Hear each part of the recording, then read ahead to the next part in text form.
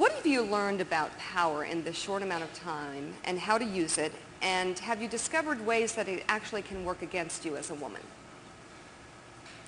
Well, I don't think women have much power in this country, relatively.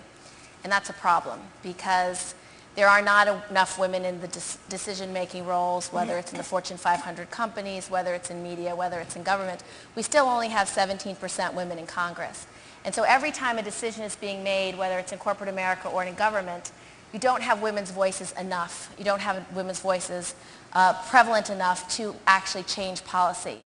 One thing, Mika, we have to do, and that's why I feel women in politics matters, is we create the landscape for success. So you're talking about women who are trying to create careers for themselves. Well, that means we have to make sure women have access to capital, that there is lending, that the SBA reaches out, does incubators for women and minority-owned businesses because they often have less opportunities.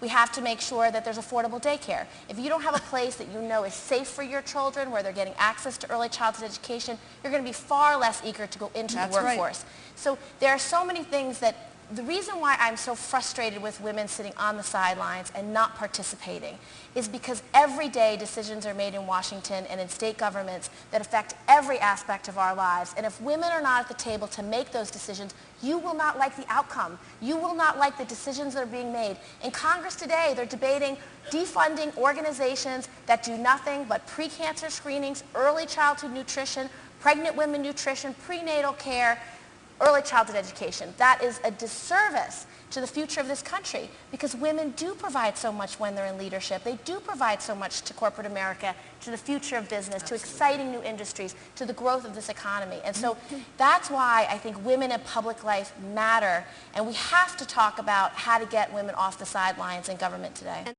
And so what I appreciate about this panel and the fact that you are highlighting these issues, Mika, is that we can make the choice about whether we're going to talk about this in 20 years. But we have to change every aspect of our community and our society.